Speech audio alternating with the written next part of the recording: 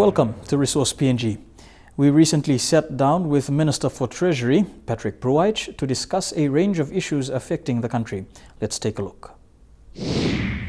Good evening. Welcome to another episode of Resource PNG. Tonight we have with us the privilege of having our Minister for Treasury, Mr. Patrick Pruaitch, join us to talk about a range of issues within the resource sector. Minister Pruaitch, thank you so much for taking time to join us. Thank you, Mariba, and thank you, viewers around Papua New Guinea, and thank you for the opportunity to be interviewed by EMTV so we get some information across to our viewers right around the country. So we'll begin with regards to the 4.27 LNG equity sale from the government to landowners, which was recently announced. As the Treasurer of Papua New Guinea, can you give us a reason as to why it has taken this long since the signing of the UBSA in 2009 up until now to have discussions underway to have this sealed for the landowners of Papua New Guinea in the PNG LNG project? Well, firstly, we must appreciate that this sort of project is a complex one, and having to come up with benefit stream for the landowners, it takes quite some time. And as you know, in Papua New Guinea, the land is collectively owned by clans. And that is the difficult aspect of it.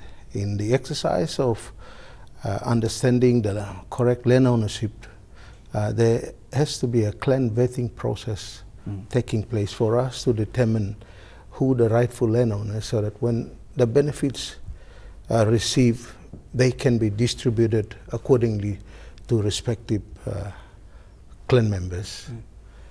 Our problem has been that we have not concluded that process. And as you know, sometimes back, a portion of landowners have gone to court to have a stay order in preventing the government to complete that exercise. But I'm glad to say that that has now been finalized. I think the ADR exercise undertaken by the court has finally come to an end. And we are now aware of the landowner grouping, so that benefits are now can be apportioned accordingly.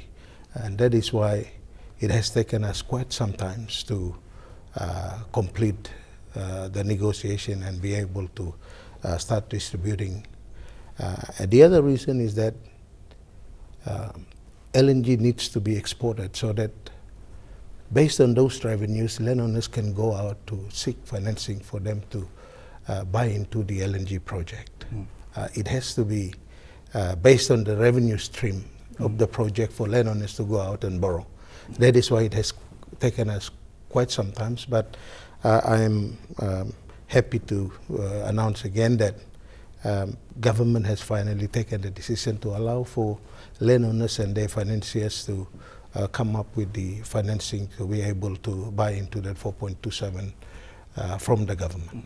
Given Papua New Guinea's increasing reputation as a world-class LNG exporter, do you expect the landowners to get that benefit from financiers overseas? I think they have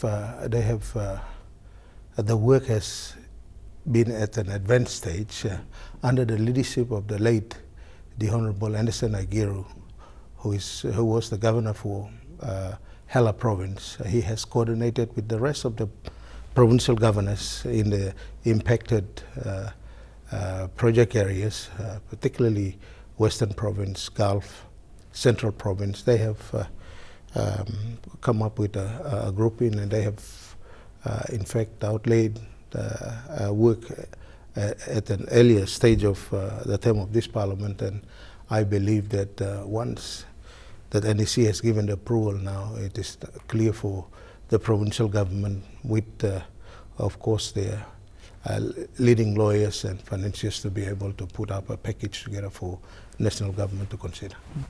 On the LNG project itself, there is talk of further expansion, especially with Pyongyang. What is the government's take on this exciting prospect for the PNG LNG project? It is good that you've raised that question, and I think it is important for our people to know that we need that kind of project coming. And national government is so determined to be able to convert or getting that expansion going. And we are currently in negotiation with ExxonMobil, who is the project proponent, to be able to agree on some of those final issues so that they can then reach an investment decision for them to start putting some money in the economy for them to start spending. I think the kind of money we're talking about is almost 28 billion kina. And as treasurer of this country, I'm working very hard with other cabinet colleagues, with of course ExxonMobil, to try and complete those discussions so we can have that money spent now in this time of the country when economic prices is so depressed. Right. Now you're talking about economic prices. The PNG LNG project has been very successful, but at the same time, many businesses say that the economy is struggling. As Treasurer of Papua New Guinea, what is your take on the current state of the economy, and what can we expect over the next 6 months of 2016? Well, as you're aware, as an exporting country, like other exporting countries in the world, we are faced with the same dilemma of depressed commodity prices. And our challenge is to make sure that we remain to the money plan that we put out, and if there are problems associated with depressed commodity pricing, government has a responsibility to adjust some of its spending, and we are currently addressing those issues. I believe that government has taken a positive approach insofar as ensuring that what we've captured in the budget in terms of revenue raising, we should be able to fund most of our priority programs. Right. Now, in many sectors of the community, especially for government employees, there have been delays in payment. Obviously, it's an issue between finance and treasury on most occasions. What is the government doing to ensure that these problems do not continue over the next few months? Insofar as priority of government in dishing out and managing the cash flow, one of the priorities of government is to make sure that our employees, particularly our public servants, are paid on time. Yes. I'm aware of 1 or 2 incidents involved a government agency. This particular agency, I'm advised that is running its own payroll system. So it's about them prioritizing the expenditure. When the warrants are transferred, this particular agency must ensure that the employees are paid. Okay. I think our people in Treasury and Finance have identified that, and they are addressing that with the concerned agency of government.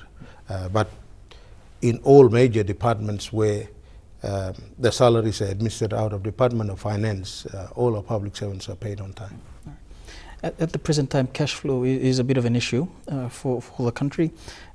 Is the government able to maintain its high spending on health and education and infrastructure?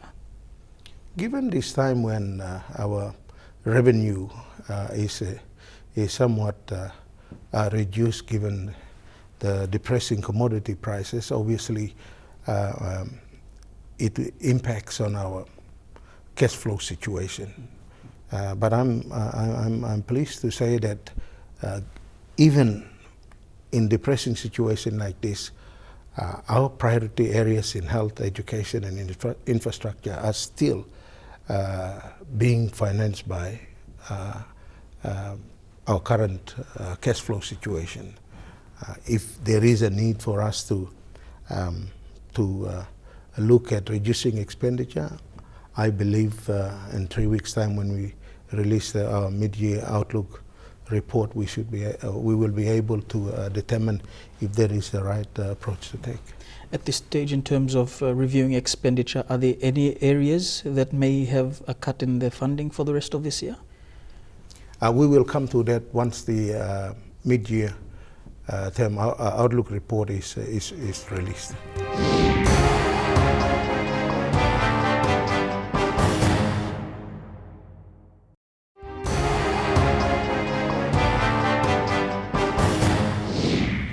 Minister, for the sovereign bond, has it worked for other countries, and how are you looking to tailor it to suit the conditions here in Papua New Guinea? Sovereign bond works in other countries, and it is a mechanism invoked by government to assist in funding their programs, particularly the infrastructure development and the rest of the priority areas of government. We have made provisions in the budget this year for us to go out to the bond market to try and raise funding to support our budget. In fact, it has been done all over the world. On a closer country is Fiji. They have issued 3 times recently, and we believe that, and my advice as of this morning is that our guys have received positive feedback in the market, and we are waiting for the situation in Britain. When it's subsided, we should be able to determine the success of that. But from the latest briefing, our guys are telling us that the presentations are well accepted by the investment communities around the world. So Brexit hasn't had an adverse effect on our presentations in Britain and Europe as a whole, huh? We've in fact started that just before the situation in Britain, and we hope that markets in Europe and US will help to underwrite what we're doing. All right. Now, as you know, 2017 is going to be an election year. The Electoral Commission has been calling for advanced funding. That didn't seem to happen in the 2016 national budget. What is the level of support that the government will be giving to the Electoral Commission, given that next year is election year and it's going to be very crucial? There was, in fact, an allocation of 10 million in the budget for this year. However, after further representation by Electoral Commission, we have increased the funding. We have taken money from Secretary's Advance and other areas to support Electoral Commission. We have earmarked 35 million this year for Electoral Commission, and obviously next year's budget we will be making that appropriate provisions for them to successfully conduct 2017 election. So there is a guarantee the Electoral Commission will not be starved of funding for the elections in 2017? Look, we have been successfully conducting elections, and I think 2017 will not be any different. National government will take fullest of responsibility to make sure that the Electoral Commission have sufficient funds to conduct 2017 general election. Minister, on an issue that has just been announced this week, the 1.5 billion kina secured from Credit Suisse AG to fund the 2016 national budget. What particular areas will this funding go towards? Are you able to explain it for the benefit of our viewers? Again, our priority areas of education, health, infrastructure, and of course our DSIP and PSIP programs of this government. The government is looking to make sure that those priority areas are taken into consideration when it comes to using the proceeds from this loan from Credit Suisse. It is another loan taken out by the government. Will it in any way affect the country's credit rating? Because it has been pretty negative this year already. This loan is factored in the budget. So once things are captured in the budget, it is well within our limit to borrow. And let me say this, that this particular loan has met all the legal requirements. And let me also say this, that our country since independence has not defaulted in one single loan. We have always been, when it comes to prioritizing our priority of spending, that has taken #1 priority of government. We made sure that our debts are met, then our recurrent, and then of course if there is money left, then we talk about development programs. So I can assure our country and our people that this government and the past government have never defaulted insofar as meeting the obligation in repayment of debts. To another issue that has just been announced this week, Rio Tinto has transferred 53.8% of its shareholding in BCL to an independent trustee. Under that arrangement, the national government will receive about 17.4% of BCL shares, and the ABG will have the rest. As Treasurer of Papua New Guinea, do you think it's economically viable for the independent state of Papua New Guinea to be venturing into BCL at a time when there is still tense feelings on the ground on Bougainville? I believe our government has not taken a position on that, but personally, I believe the approach should be not to talk about the monetary aspects of it. I think there is enough story on BCL. The approach should be looking at and working with autonomous region of Bougainville to determine what is the appropriate way of us dealing with Panguna. I think for me, the prevailing issues to be discussed is the damage and the sufferings on the island. That is what I believe national government should be looking at before talking about venturing into reopening the Panguna mine. Minister, finally, the Freedom Mine. I know it's an issue that is close to your heart because it's between East Sepik and West Sepik, and it's going to bring a lot of development to the area. An SML has been applied for through the MRA. The government has a possibility of taking up equity in this project if the SML is approved. How exciting is it for the government to see another investor in the mining sector decide to conduct operations here in PNG? Well, I think it is and it's definitely a welcome news for our country.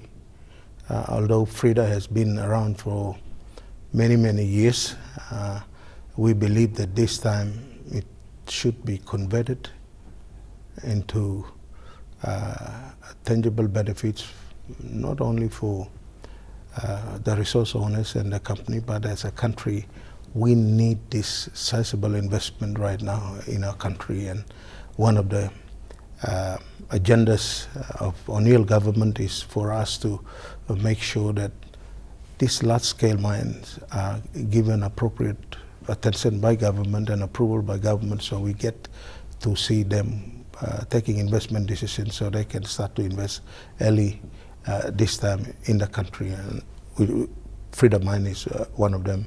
Wafigopu is another one. And of course, the extension of Oktedi. We want to make, and Penyang in the gas front, we need to make sure that they are able to take that investment decision early so we get some new money spent in our economy. On that note, Minister Pruaitch, thank you so much for taking time to join us on Resource PNG. Thank you, Mariva, for the invitation to participate in this interview. Thank you. Still to come on Resource PNG, Resource News. Stay tuned.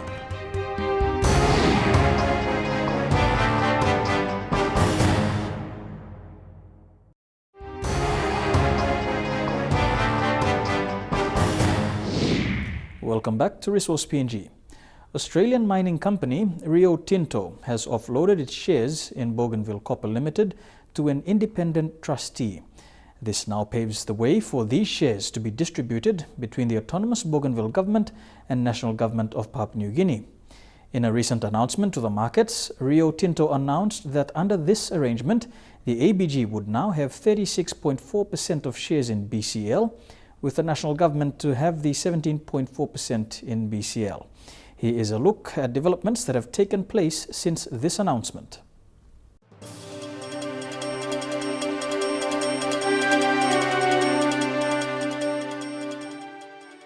Speaking to the media in Port Moresby this afternoon, President Momis said his government sees the move as interference in Bougainville affairs. The evil involved in this aspect of the Rio Tinto decision is that it involves completely unwarranted interference in the politics of Bougainville and in the complex relationships between the national government and Bougainville.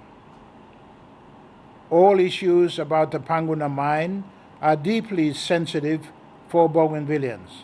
He said this unprincipled move by Rio Tinto is a reminder of what sparked the Bougainville crisis and shows arrogance by Rio Tinto.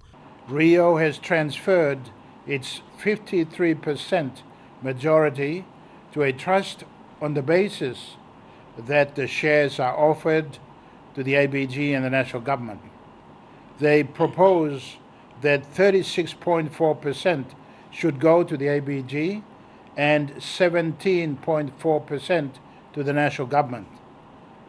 When the 17.4% national government shares are added to the existing national government minority shareholding, the ABG and the national government would be equal minority shareholders, each owning 36.4%. However, he says it provides an opportunity for PNG and the ABG to negotiate an arrangement that is mutually benefiting. The opportunity for a positive outcome arises if the national government is prepared not to take up the transfer of Rio shares in BCL that is now on offer through the Rio Tinto appointed trustee. If it refused the shares, then they would be offered for transfer to the ABG in 2 months. The ABG would then be able to become the 53.8% owner of BCL. The national government could continue to be the main minority shareholder with its existing 19% shareholding. An arrangement, he says, that will have far-reaching consequences. It would go a very long way to consolidating change in attitudes of Bougainvilleans to the national government. It would also change the thinking of many Bougainvilleans who have until now opposed the reopening of the Panguna mine. For if the mine is owned by Bougainville, the choices about mining will be very different.